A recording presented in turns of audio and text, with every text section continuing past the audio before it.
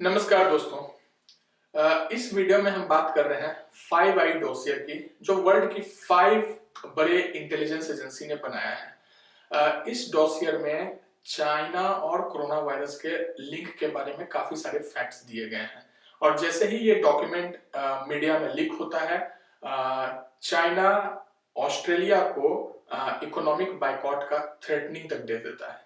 हम देखेंगे डिटेल में इस रिपोर्ट में क्या है। इसके बाद चाइना का क्या रिएक्शन रहा 5i कंट्रीज के ऊपर, और उसके बाद टिपिकली ऑस्ट्रेलिया को टारगेट किया जा रहा है, और उसके बाद ऑस्ट्रेलिया ने उस पर क्या रिएक्शन दिया है।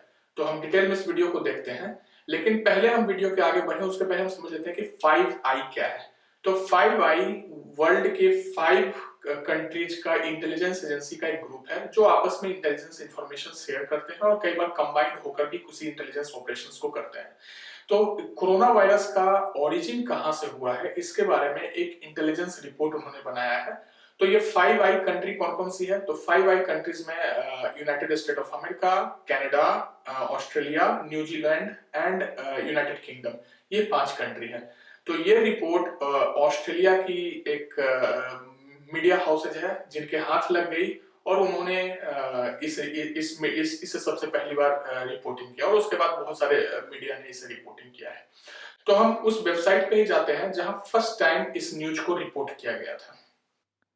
सो ये द डेली टेलीग्राफ ऑस्ट्रेलिया की वन ऑफ जानी मानी मीडिया हाउसेज में से एक है, और ये है वो रिपोर्ट जिसमें उन्होंने डॉसियर के बारे में बातें की हैं।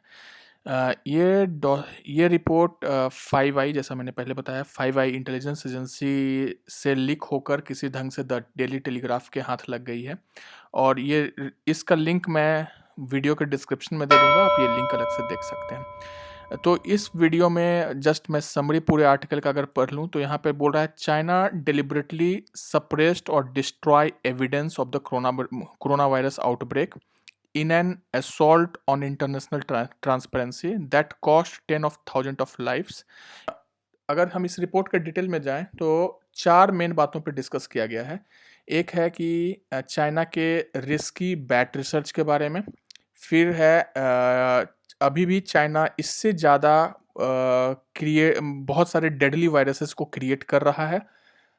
थर्ड है कि चाइना वायरस किस ढंग से कवर अप किया है पूरे सिचुएशन को, और फोर्थ सेक्शन है कि जो लैब के वर्कर्स थे जो कोरोना वायरस इन्फेक्ट हो गए थे और जिन्हें पेशेंट 0 माना जा रहा है, उन्हें कैसे डिसअपियर कर दिया चाइना ने। तो मैं पहले सेक्शन पे जाता हूँ। सो ये है रिस्की बैट रिसर्च। यहाँ अगर आप देखिए तो एक काफ़ी जाने माने साइंटिस्ट हैं, काफ़ी फेमस साइंटिस्ट हैं, doctor she, one of the senior most scientist हैं वुहान वायरोलॉजी लैब के। तो उन्होंने मेंशन किया है कि उनके पास जितने भी वायरस सैंपल्स हैं, ऐसा माना जा रहा है कि उसमें से एटलीस्ट एक वायरस सैंपल है जिससे कि 96% ऑलमोस्ट कोविड-19 का मैचिंग मिल रहा है। सो इस सेक्शन में कहा गया कि China is still creating more deadly virus. वो अभी भी काफ़ी सारे और ज़्यादा डेडली वायरस वो क्रिएट कर रहा है। ये पिछले सेक्शन की बातों को रिपीट किया गया है कि 2013 में जो डॉक्टर शी का रिसर्च था, उस वायरस सैंपल से कोविड-19 96.2% मैचिंग उसका है। सेकेंड सेक्शन में जो बातें हैं वो बोली जाती है कि ये जो वायरस होता है वो खुद से म्यूटेट करते रहता है, और वो म्यूटेट होने के बाद क्या ये डिफरेंट स्पेसीज में ट्रांसमिटेबल है या नहीं है, ये रिसर्च वुहान लेबोरेटरी में चल रहा था, जो कि काफ़ी अलर्टिंग है, क्योंकि जब वायरस म्यूटेट होता है तो कई बार ये सिचुएशन कंट्रोल में नहीं रहता है। वो वायरस पे जो मेडिसिन काम करना चाहिए वो काम नहीं करता है, और ये जब डिफरेंट स्पेसीज में ट्रांसमिट होता है तो उस स्पेसीज पे वो डिफरेंटली बिहेव करता है, जो कि आप पहले से नहीं जानते हैं। तो कहीं कोविड-19 उसका ही तो केस नहीं है कि वो डिफरेंट स्पेसीज में ट्रांसमिट करके ट्राई किया जा रहा था और उसके बाद ये सिचुएशन अनकंट्रोलेबल हो गया। तीसरी बातें जो कही गई है वो ज़्यादा चिंताजनक बात है कि 2015 में एक स्टडी किया गया था जो यूनिवर्सिटी ऑफ कैरोलिना और वुहान वायरोलॉजिकल यूनिवर्सिटी कंबाइंडली किया था। उस स्टडी में ये पाया गया था कि जो बैट टू ह्यूमन ट्रांसमिशन अगर इन वायरस का हो गया, जो सार्स लाइक वायरस है, जैसे कोविड-19 भी एक सार्स लाइक वायरस है, तो इसका अगर ट्रांसमिशन हो गया, तो शायद इसका कोई ट्रीटमेंट अवेलेबल नहीं होगा। फिर से मैं रिपीट कर रहा हूँ कि ऐसा कोई कन्फर्मेशन नहीं है कि कोविड-19 इस टाइप का वायरस है, लेकिन ये हो भी सकता है।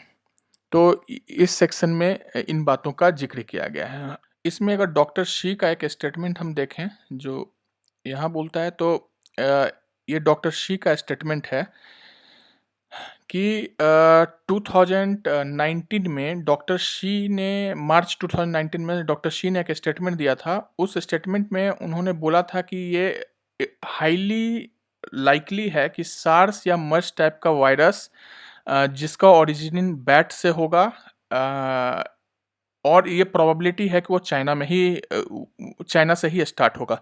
तो जो भी लैब के रिसर्च थे उसे ध्यान में रखते हुए डॉक्टर शी ने ये स्टेटमेंट मार्च 2019 में दिया था, जो ऑलमोस्ट 1 साल पहले दिया था। यानी काफ़ी ज़्यादा सेंसिटिव काम इस लेबोरेटरी के अंदर हो रहा है। इस रिपोर्ट में ये भी बोला जाता है कि चाइना ने जब इस बार कोविड-19 फैला तो पूरे सिचुएशन को कैसे कवर अप किया है। तो हियर चाइनीज गवर्नमेंट ने डेलिबरेटली कवर अप किया है सारे सिचुएशन को।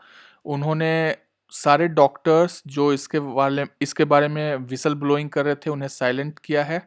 सारे एविडेंस को वुहान लेबोरेटरी से डिस्ट्रॉय किया है। एंड फाइनली यूनाइटेड स्टेट हमेशा से लाइव वायरस का सैंपल मांग रहा था इन अर्ली जनवरी में ही।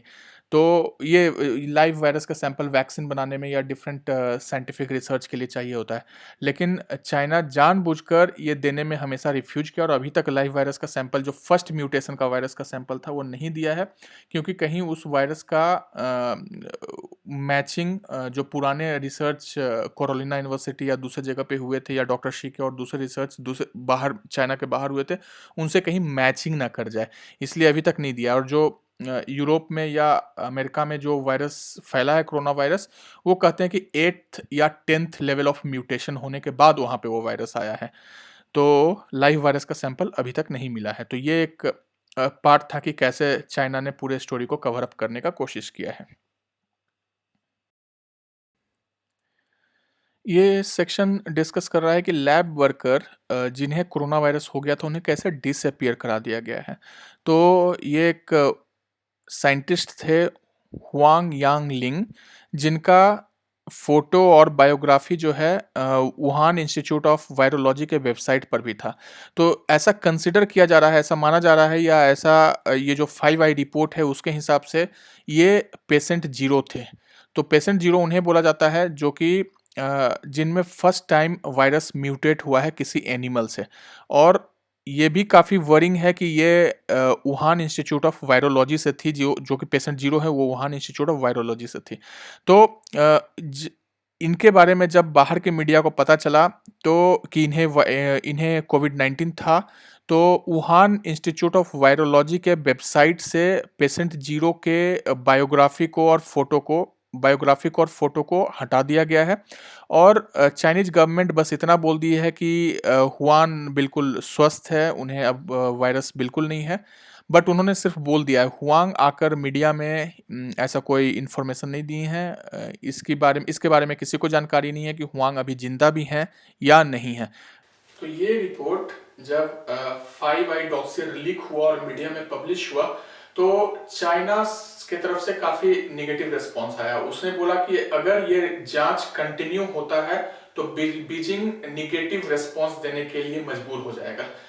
दूसरे साइड ऑस्ट्रेलिया के एम्बेसडर ऑस्ट्रेलिया में ये स्टेटमेंट दिए कि अगर ये जांच कंटिन्यू होता है तो चाइना के लोग ये समझेंगे कि ऑस्ट्रेलिया अब एक फ्रेंडली कंट्री नहीं रहा और शायद वो टूरिस्ट के तौर पे अब ऑस्ट्रेलिया आना पसंद नहीं करेंगे। दूसरे साइड उसने ये भी थ्रेटनिंग दिया कि जो वाइन ऑस्ट्रेलिया से चाइना जाता है, शायद ऐसा हो सकता है कि अब चाइनीज लोग उसे पसंद नहीं करने लगेंगे।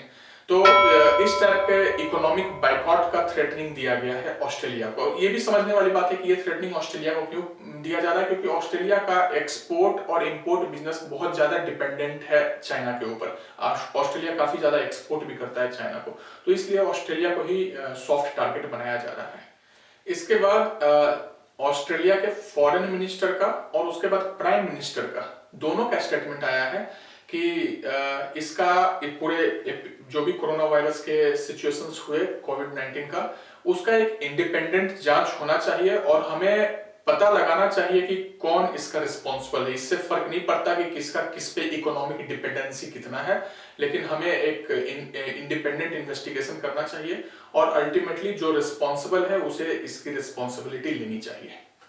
तो ये था इस टॉपिक का एनालिसिस। होप आपको पसंद आया होगा। अभी तक अगर आपने सब्सक्राइब करके बेल आइकन पे क्लिक नहीं किया है तो प्लीज तुरंत कर दीजिए अगले वीडियो का नोटिफिकेशन मिलने के लिए। अभी के लिए धन्यवाद।